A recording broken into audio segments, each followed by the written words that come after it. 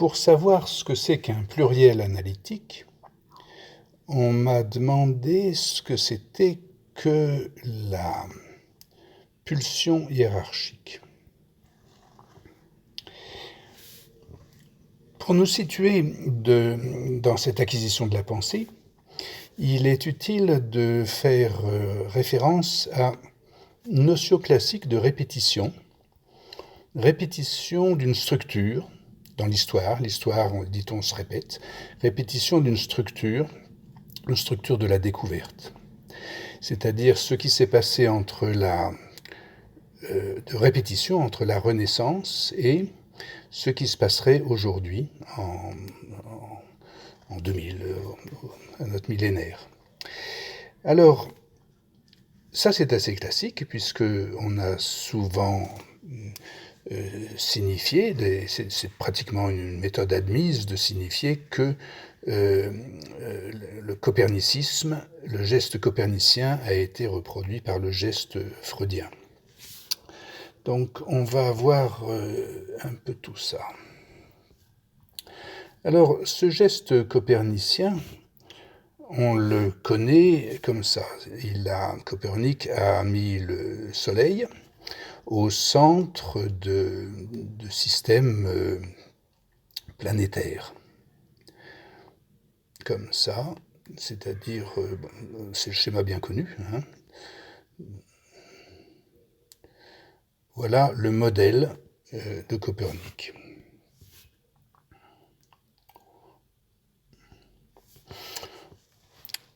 Ce qu'il faut préciser, c'est que Copernic, dans ce modèle, a laissé quelque chose qui n'est pas tant connu que ça. C'est que le Soleil n'était pas au centre de son modèle. Le Soleil était approximativement au centre. Et il était à quelque distance du centre. Copernic ne l'a pas vraiment mis au centre et il a oscillé. Et il a fallu que Kepler explique ses oscillations, en vert ici, il l'explique en décrivant des ellipses plutôt que des cercles. Mais nous allons faire passer avant cela à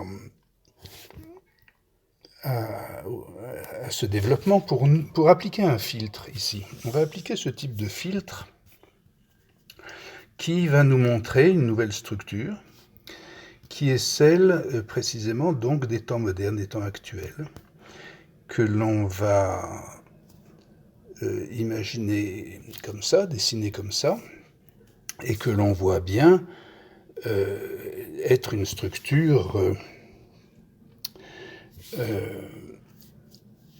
que l'on peut décrire, dénommer, désigner comme une répétition de la Renaissance.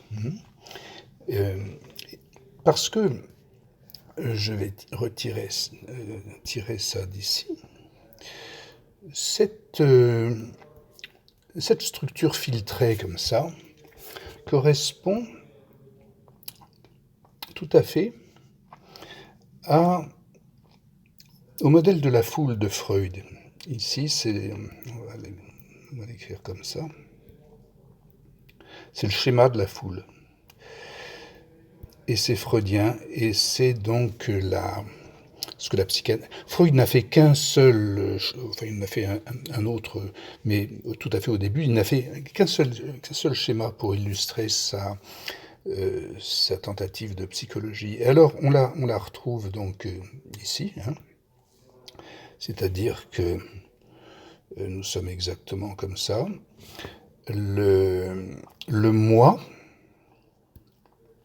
je vais indiquer en rouge.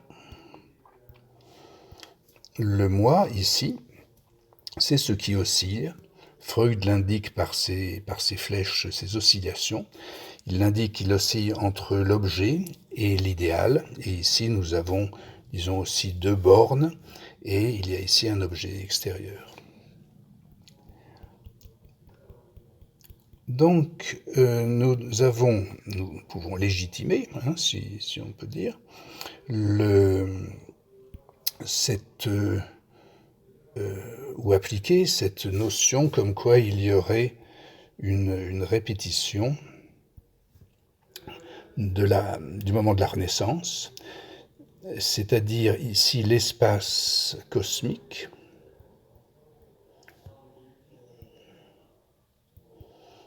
et ici, donc, au moment de la psychanalyse,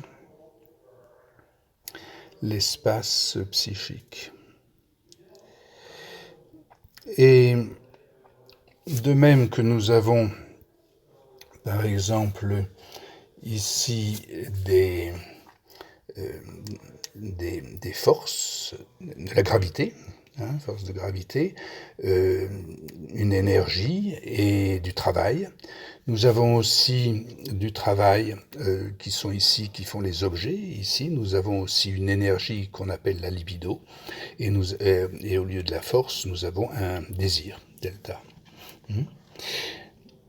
Donc, ce que nous avons voulu dire avec tout ça, ce que j'ai voulu dire, ce que vous avez bien voulu comprendre, c'est que ici on a un système gravitationnel, c'est la gravitation, et ici nous avons ceci, c'est le système pulsionnel. Et l'étagement comme ça suggère, et ce que l'on finira par démontrer au terme de 6 ou 7 vidéos comme ça, c'est que ceci, c'est une pulsion hiérarchique.